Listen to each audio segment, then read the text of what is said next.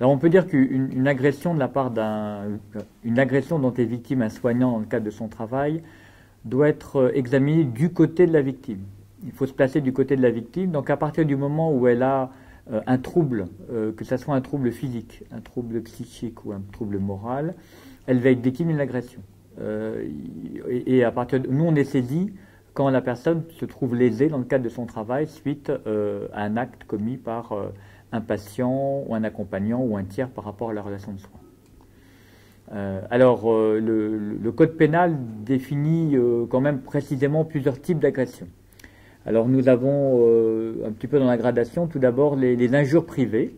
Je vous dis un petit peu ce que dit le code pénal.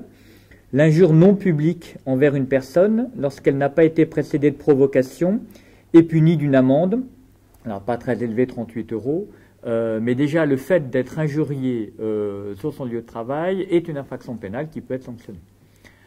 Avec une petite mention particulière, quand l'injure revêt un caractère sexuel ou racial, à ce moment-là, on peut avoir effectivement une infraction un peu plus particulière. Autre infraction qui peut être utilisée, ce sont les menaces, donc les menaces de violence, les menaces de mort, les menaces d'agression sexuelle ou de vol qui sont proférées contre l'agent hospitalier. Là aussi, alors la sanction est un peu beaucoup plus élevée déjà, 2 ans d'emprisonnement et 30 000 € d'amende, quand la menace concerne un crime ou un délit. Ça, c'est plutôt de l'ordre du psychologique parce qu'il n'y a pas de passage à l'acte. Ensuite, on a vraiment les choses les plus graves. On a les blessures.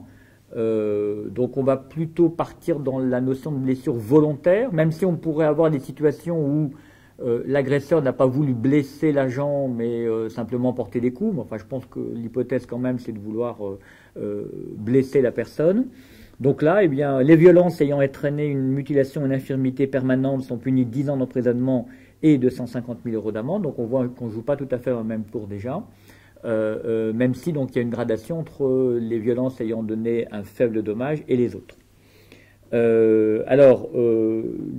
Dans les pires maintenant, les blessures ayant entraîné la mort, donc avec une aggravation de peine encore, et puis le meurtre aggravé, notamment on peut avoir une préméditation, c'est-à-dire qu'on peut avoir quelqu'un qui veut se venger d'un soignant à l'hôpital et qui vient dans l'hôpital porter des coups. Donc on a toutes les gradations possibles.